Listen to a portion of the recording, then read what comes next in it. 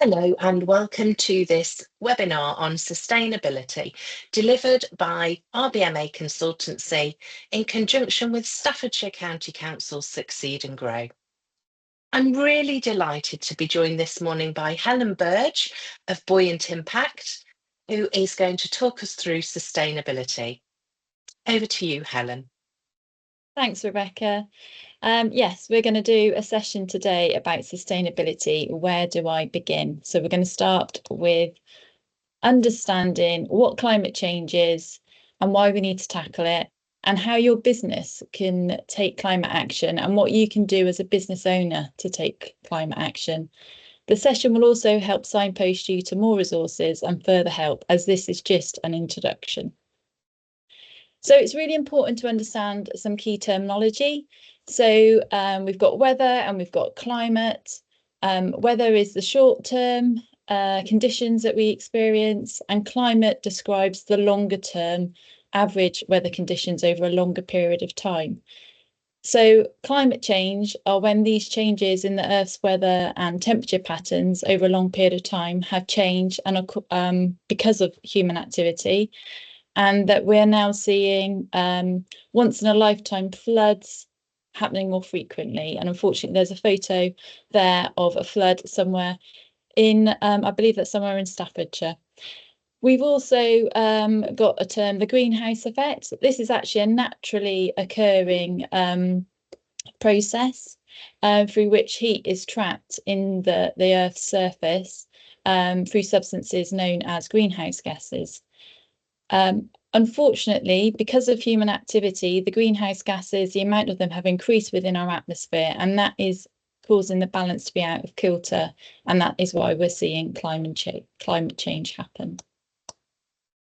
So this is a really busy slide, but it basically is showing the greenhouse gases that we're talking about. There are carbon dioxide, methane, nitrous oxide, and F gases, which is a group of gases, fluorinated gases. So not all greenhouse gases are equal. Some are more potent than others, and the numbers underneath the signs for the greenhouse gases, the global warming potential, is actually the measure of the gas's ability to trap heat in the atmosphere compared to carbon dioxide. So, for example, a greenhouse gas like methane is 28 times more potent than carbon dioxide. And we can see that with the figure 28 underneath it. There's also the amount of time it spends in the atmosphere. And as you can see, that ranges from 12 years to absolutely thousands of years. And we've also got there the proportion of emissions. So carbon dioxide makes up around 75% of the greenhouse gases that we're concerned with in the atmosphere. And at the bottom there, you can see there's CO2e, which is a carbon dioxide equivalent. So if so for methane, it's 28 times more potent than carbon dioxide. So if you were measuring the methane that has been produced from an activity, you would then use the CO2e carbon dioxide equivalent so that everyone knows how much methane has been produced. Again, this is another busy slide, and you might well want to pause the webinar to take in the details there, but it shows the sources of the significant sources of human activity that have generated greenhouse gases. So it probably won't surprise you to see that sources of carbon dioxide are burning fossil fuel, the burning of coal, oil and gas. But cement production might be a bit of a surprise. And that's because cement production has a process of making clinker, which is actually the main ingredient of cement. And limestone is heated in a kiln at a very high temperature, and it breaks down to form calcium oxide and carbon dioxide.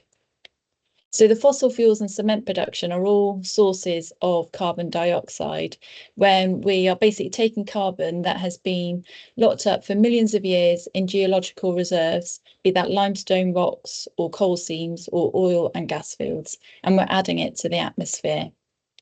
We've also got land use change as a source of carbon dioxide, and this is a significant secondary source of carbon dioxide. And this is when carbon is released from deforestation or land use changes, such as draining peatlands or wetlands.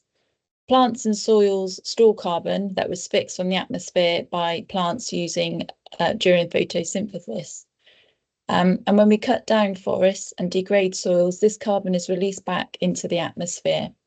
Sadly, this is getting more significant as time goes on, not because we're managing to decrease fossil emissions, but because global deforestation rates are increasing. I'm not going to go into too much details about the nitrous oxide or the F gases, but the main source of human activity generated by methane is agriculture. And that accounts for around 42% of global emissions and is dominated predominantly by livestock production, and specifically ruminant animals, which, if you're not aware, that's an animal that chews the cud. So cattle, sheep, goats, deer and camels are all ruminants, and they apparently have 4 stomachs, not like us. So a few more key terms for you. Net zero, you've probably heard of that. This is a place where human activity is not adding more carbon to our atmosphere than the Earth is naturally able to absorb and store. And that's different from carbon neutral, which is basically having a balance between emitting carbon and absorbing carbon from the atmosphere. And carbon neutral involves offsetting carbon emissions when you might buy trees to be planted somewhere else in the world to offset your carbon emissions from, say, a flight. And biodiversity, that is basically the mix of different living things that you'll find in an area. The Earth's land and oceans serve as natural carbon sinks, absorbing large amounts of greenhouse gas emissions and conserving and restoring natural spaces, and the biodiversity they contain is essential for limiting emissions and adapting it to the impacts of climate change. So we like to increase the biodiversity. Okay, so why should my business take climate action? Why do we need to take to tackle climate change? So there's some pretty horrendous photos there. Forest fires, flooding. I think that's in a Tokyo underground station. They are representing the why we need to become more sustainable in our business practices and as individuals at home. We are basically seeing more extreme weather events. They used to be called once in a lifetime weather events, but they are now more frequent. And this has been caused by climate change. We are seeing extreme storms, wind and rain, which leads to flooding, damage to property, the environment, loss of life, and life-altering injuries. There have been droughts which lead to forest fires, or then flooding, and then eventually when it rains, so flooding when it rains, and of course heat waves. Europe is actually the fastest warming continent in the world, and climate risks are threatening its energy, food security, ecosystems, infrastructure, water resources, financial stability, and people's health. So there's a lot of why we should be taking climate action. I took the opportunity to look at what other SMEs are doing, what are their top reasons for modifying their business practice. So there was a Capterra climate change survey in 2022, and it showed that 60% of respondents genuinely believe that we have to take care of the environment. So there was a values reason for them to make those changes to their practice. It was important to them. 38% wanted to meet the expectations of their investors or consumers or clients. So I wonder, what are your stakeholders' expectations of your business around climate change? 36% wanted to comply with government regulations. So are you aware of what regulations impact your business around sustainability? 35% wanted to enhance their brand's reputation, and 24% wanted to attract more investments. So what would be your reason for modifying your business practices to minimise the impact of climate change? Could modifying your business practices increase your access to finance, meet the requirements from supply chain partners, meet expectations from consumers, employees, and meet legislation? Could they also make the world a better place? So I love this quote. If you think you are too small to have an impact, try going to bed with a mosquito in the room. I think we've all experienced that. And smaller businesses might be thinking, well, actually, how can my emissions be impacting on the big global scale? But actually, smaller businesses, even though they have a relatively low emissions footprint, the British Business Bank estimate that collectively they account for around 43 to 53% of UK business greenhouse gas emissions. And when we add households and the public sector to the mix, smaller business accounts for around a third of total UK emissions. This illustrates the critical role smaller businesses will have in the UK reaching net zero. It will not be possible without a step change in how smaller businesses operate. So basically, your action will make a difference. So how could your business take climate action? Excuse me. I thought, again, it would be useful to look at how other SMEs are taking climate action. And the SME Climate Hub surveyed members in 2024 and found that 72% of members were reducing their waste, 64% were reducing their energy consumption, 62% were upgrading their facilities, which I imagine might involve loft insulation or LED lighting installation, and 59% were educating their employees on climate action. Finally, 43% were upgrading their equipment or vehicles to more energy efficient models. Admittedly, this survey has been carried out amongst a group of SMEs that have already signed up to the Climate Hub, which would suggest that those members are already engaged and committed to reducing their impact on the climate. However, it does provide us with a starting point of actions that you could take in your business. So I've referenced footprint a few times already, and you might have heard of the term carbon footprint. And we can create this as an individual. We can also have it for projects that you might have within your business. You could also create it for businesses, for cities, and for countries. And basically, the carbon footprint is measuring the amount of greenhouse gases released into the atmosphere due to our activities. And it would be really useful for your business to understand its current carbon footprint, as the process will require you to look in detail into your activities, and then it will provide you with a starting point and you can create goals to reduce your carbon footprint. So I've provided a QR code here of a link to a website that will help you measure your carbon footprint. There are others out there. I just didn't want to populate the screen with lots of QR codes, but have a look at this, and this one will also suggest ways for you to reduce your carbon footprint. So where do we start with the how? You've got your business to run, so it makes sense that your climate action is threaded through every aspect of your business. And this will require strategy and a plan. And using a very simple plan, do, check, and act model will help with this. So the planning stage is basically you defining your scope and your objectives. You will probably have already heard of the SMART goals: specific, measurable, achievable, realistic, and time-bound. So consider what you feel you can do, how you the scope of your actions, and think about the time, whether it's realistic, how you're going to achieve it, and how you're going to measure it. You also need to think about how you're going to engage with stakeholders. Think who your stakeholders are and how you can engage with them. And then you might want to use a stakeholder mapping tool to actually work out which ones you're going to start working with first of all. So how are you going to use your stakeholders to support your climate change activities?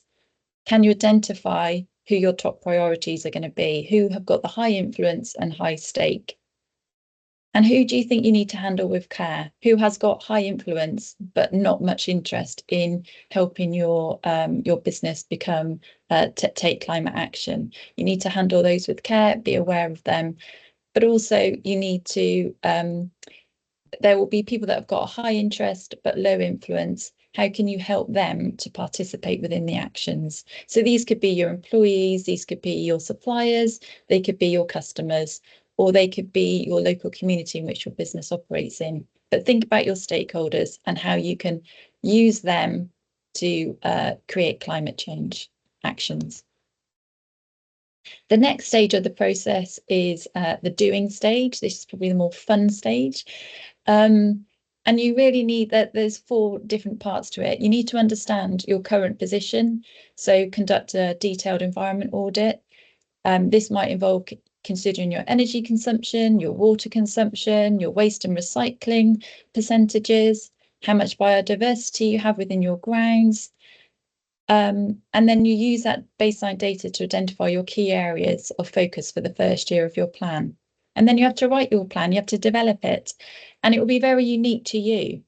Consider the resources that you'll need to allocate to it, and the time, the money, the people, and think about how you will know when you've achieved your plan. So decide on your milestones, and then you have to start implementing those actions.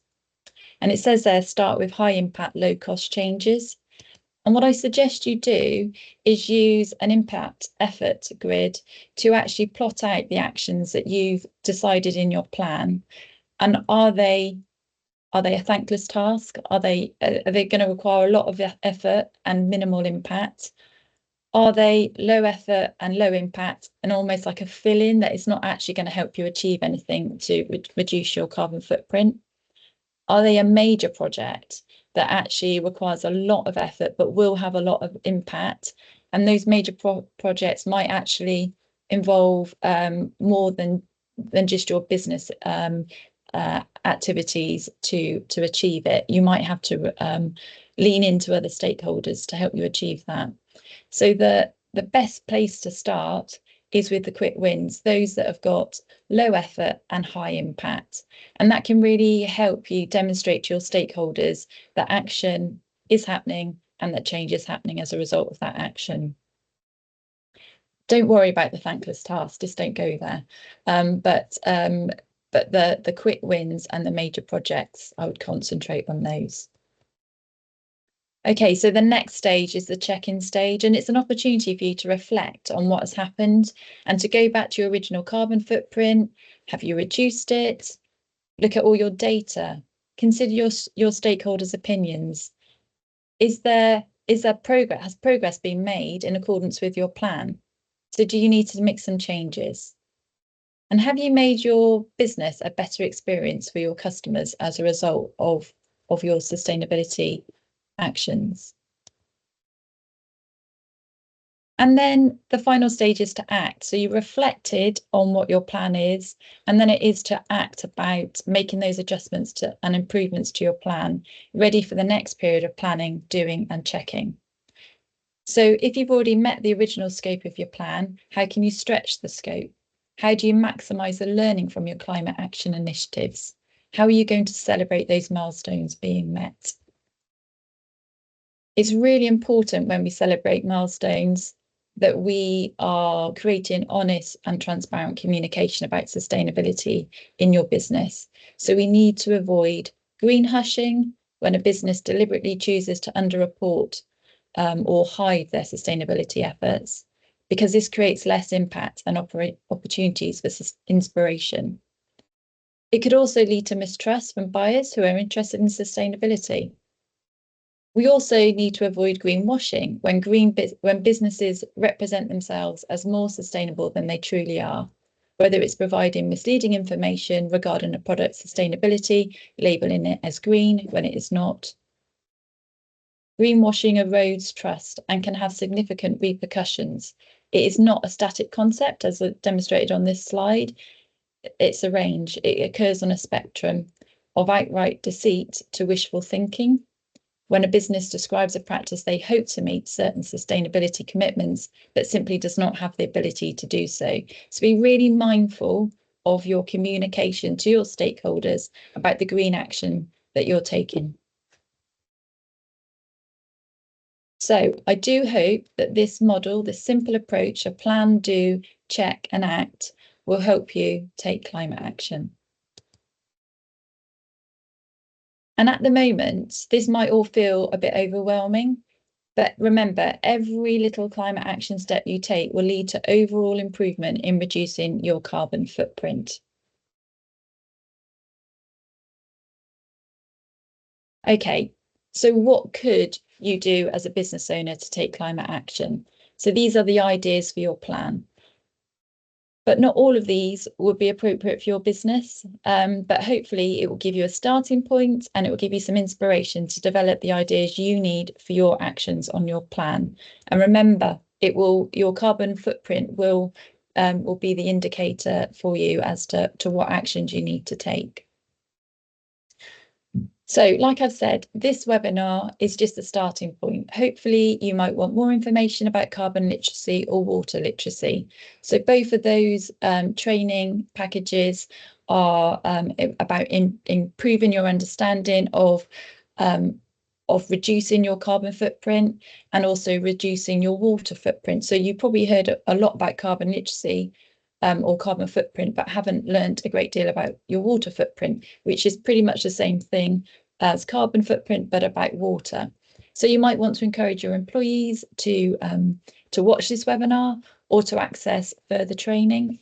There are free carbon literacy and water literacy training courses out there, and I believe that Staffordshire have actually got provide access to free carbon literacy training courses. So I've already talked about measuring and reducing your carbon footprint, and there are websites out there that can help you with that. And then there's reducing your energy consumption, making your organisation more energy efficient. So if you're a business of a certain size, you might have a display energy certificate for your premises. And there might be some suggestions in there as to how you can improve your premises energy efficiency. So look at that. You've already got that information. Have a look at it. And I would say that I wouldn't necessarily go out there and pay for more data, more information about your own data. You have a look at it yourself and look at what resources that you've already got.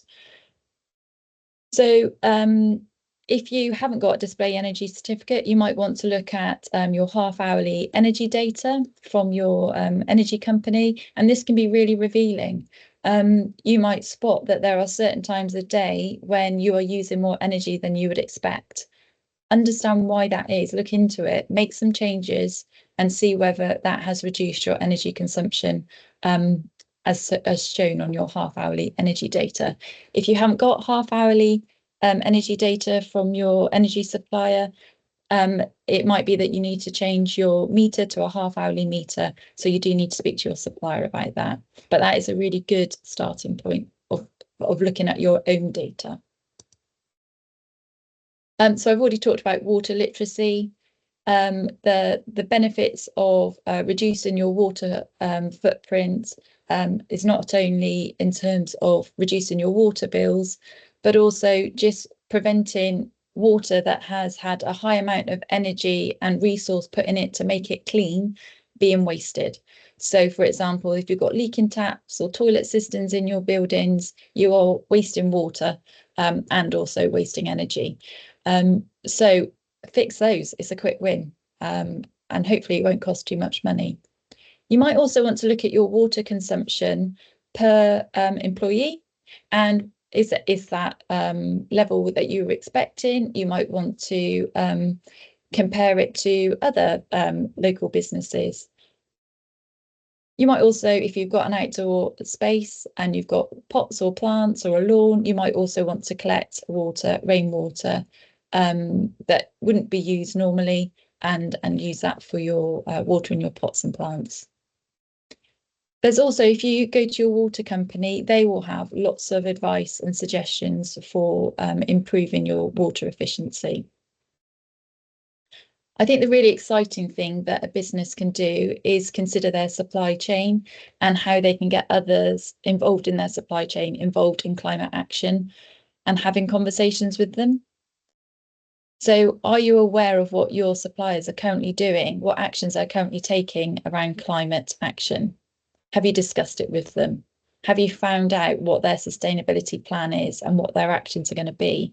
Is there an opportunity for you to work together on a project, or for their actions to help accelerate your own actions? There are also some other examples there about packaging and product development, but you will know what is right for your business. So from the 1st of April 2025, there is some new legislation about waste, but that is for people or businesses that have got more than 10 employees. So that isn't going to be applicable for you. However, it doesn't mean to say that you shouldn't be aspiring to that high level of waste management streaming.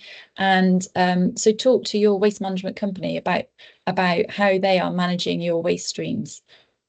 Are you happy that they are at their recycling rate? Are there some items that actually you should be recycling that you're currently not? How can you make that happen? Are you putting food waste into general waste? And if food waste goes into general waste, it's likely that it will then go to landfill and then is a source of a greenhouse gas, it's a source of methane when that food waste breaks down in landfill. So what can you do to reduce your waste? How can you prioritise recycling and composting? Can you also use transport in a different way? Do your deliveries take place in the most efficient way? And can your employees use public transport or carpooling or bikes? If they've got a bike, have they got somewhere safe and dry to store their bike within your premises? There on the slide there, it says about electric or hybrid vehicles. That might be a long-term major project for you rather than a short-term quick win. And I think it's getting that balance right within your plan of actions and activities that you can deal with in the short term, and then you can aspire to in the long term, in partnership with your suppliers, in partnership with your waste management company, and maybe your energy company as well.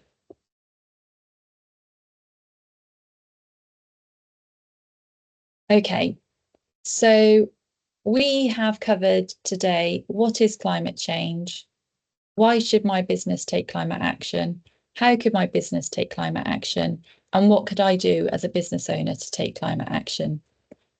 It's the starting point. It's not I've not provided you with all the details around climate change and all the details about what you could do as a business owner. This is very much a starting point for you.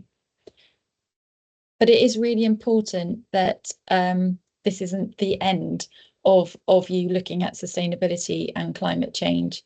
And I would really hope that you talk to others, other business owners, other stakeholders, your employees about this, and that you identify where you need to find more support, where you need to find more information, and it then acts as a springboard for you to take climate action and reduce your carbon footprint. And one of the most important things we could do is speak to other people about climate action that they could take or we could take together. So I've got some links there.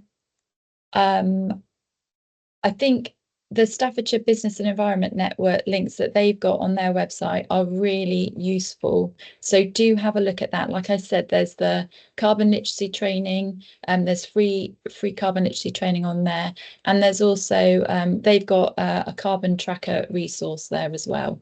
So have a look at that.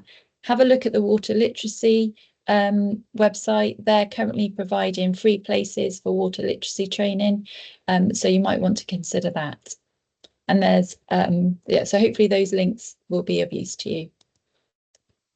And we welcome your feedback. If you have any questions, please submit them via this forum and we will do our best to answer them. So Many thanks for listening, and good luck with your climate change actions. There is support out there. Access it and share it with others so more people can take climate action now. Absolutely brilliant, Helen. Thank you for that really informative session. For those businesses that are starting to think about climate action that they can take, there's some really great tips, and we'll make those links available via the forum so that you can access all of that additional information. Thank you for joining the session today, and thank you for Staffordshire County Council for supporting and funding this session. We really hope that you have had some of your questions answered, but if you do have any other questions, as Helen said, post them in the forum and we will do our best to either answer them or signpost you to further information.